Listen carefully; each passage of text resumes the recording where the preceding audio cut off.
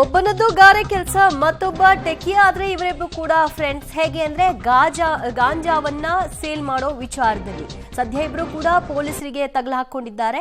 ಗಾರೆ ಕೆಲಸ ಮಾಡ್ತಿದ್ದ ಒಬ್ಬ ವ್ಯಕ್ತಿ ಮತ್ತು ಟೆಕ್ಕಿಯಾಗಿದ್ದಂತಹ ಮತ್ತೊಬ್ಬ ಇಬ್ರು ಕೂಡ ಸ್ನೇಹಿತರಾಗಿದ್ದು ಗಾಂಜಾವನ್ನ ಸರಬರಾಜು ಮಾಡ್ತಾ ಇದ್ರು ಅನ್ನುವಂತಹ ಮಾಹಿತಿ ಆಧಾರದ ಮೇಲೆ ಇಬ್ಬರನ್ನ ವಶಕ್ಕೆ ಪಡೆಯಲಾಗಿದೆ. ಒಟ್ಟು 13 ಲಕ್ಷ ಮೌಲ್ಯದ 23 ಕೆಜಿ ಗಾಂಜಾ ಇವರ ಬಳಿ ಇತ್ತು. ಪೊಲೀಸರು ಸೀಸ್ ಮಾಡಿಕೊಂಡಿದ್ದಾರೆ.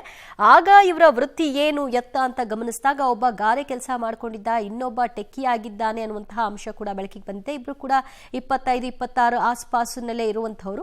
ಸದ್ಯ HSR ಲೇಔಟ್ ಪೊಲೀಸರು ಇಬ್ಬರನ್ನ ಬಂಧಿಸಿ ಪ್ರಕರಣವನ್ನ ದಾಖಲು ಮಾಡಿಕೊಂಡಿದ್ದಾರೆ. ಎಲ್ಲಿಂದ ಇದನ್ನ ಪೂರೈಕೆ ಮಾಡಲಾಗ್ತಾ ಇತ್ತು ಅನ್ನೋದರ ಬಗ್ಗೆ ಮಾಹಿತಿಯನ್ನ ಪಡೆದುಕೊಂಡಿದ್ದಾರೆ. ಟೆಕ್ಕಿ ದಿನೇಶ್ ಏನಿದ್ದಾನೆ ಆತ ತಮಿಳುನಾಡು ಮೂಲದವನು ಅಂತ ತಿಳಿದು ಬಂದಿದೆ.